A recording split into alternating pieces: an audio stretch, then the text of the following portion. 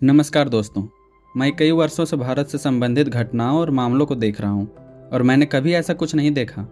मेरा मतलब है, ये पश्चिमी देश जो भारत को हेय दृष्टि से देखते थे, लेकिन देखिए चीज़ें कैसे बदल सकती है। आज ऐसा लगता है लगभग हर कोई भारत को प्रभावित करने की कोशिश कर रहा है और इस G20 शिखर सम्मेलन ने भारत को वैश्विक मंच पर चमकने का एक और अवसर दिया है। लेकिन क्या आप जानना चाहते हैं कि ये विश्व नेता मोदी की प्रशंसा या सम्मान करने के लिए इतना उत्सुक क्यों है? और भारत में ऐसा क्या है जो वे इतनी उत्सुकता से चाहते हैं? तो चलिए शुरू करने से पहले देखते हैं कि वैश्विक नेता हमारे भारत के बारे में क्या कहते हैं।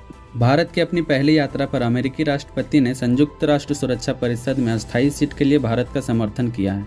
इसके अलावा राष्ट्रपति बाइडेन ने प्रधानमंत्री मोदी और भारतीय स्पेस रिसर्च ऑर्गेनाइजेशन इसरो के वैज्ञानिकों और इंजीनियरों को बधाई दी है।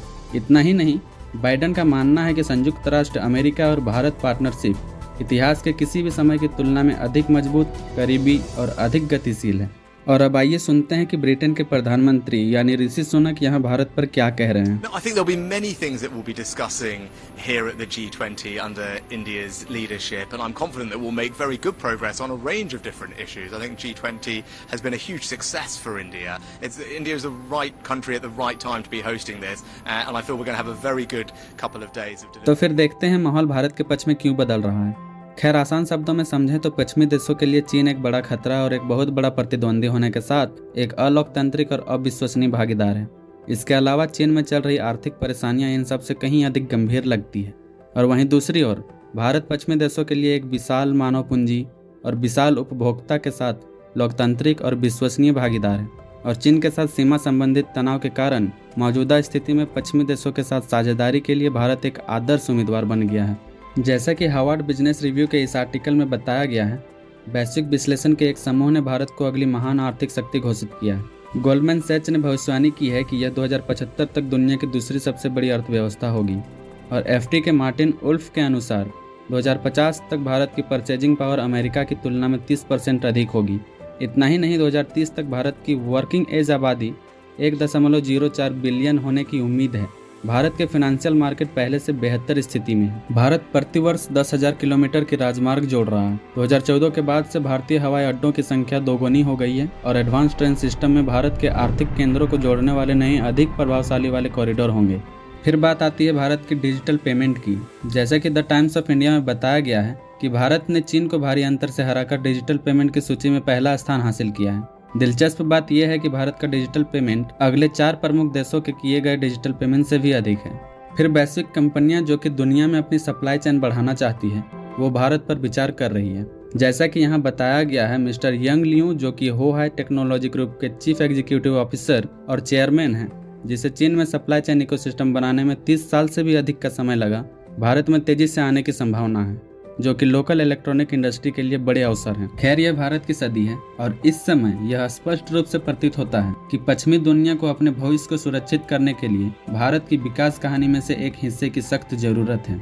क्या आप अब भी आश्चर्यचकित हैं कि भारत को इतना वैश्विक ध्यान मिल रहा है? और निश्चित रूप से पश्चिमी देशों के नेताओं से भारत और मोदी के लिए अधिक प्रशंसा और सम्मान की उम्मीद की जा सकती है। दूसरी ओर जब अपनी समृद्ध सांस्कृतिक विरासत को प्रदर्शित करने की बात आती है तो भारत कोई कसर नहीं छोड़ रहा है।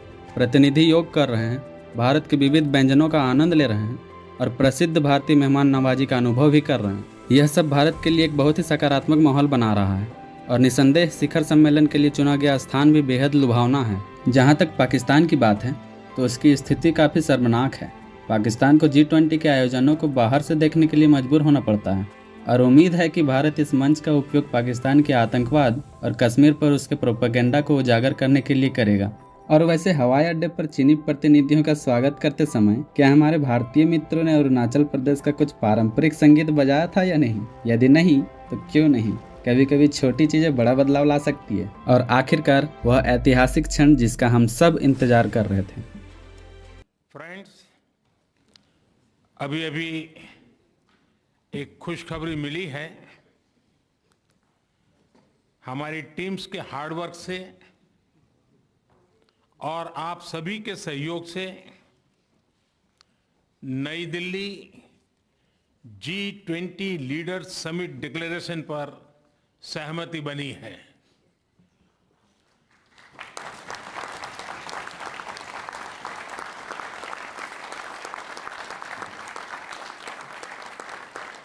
मेरा प्रस्ताव है कि इस लीडर्स डिक्लेरेशन को भी एडॉप्ट किया जाए।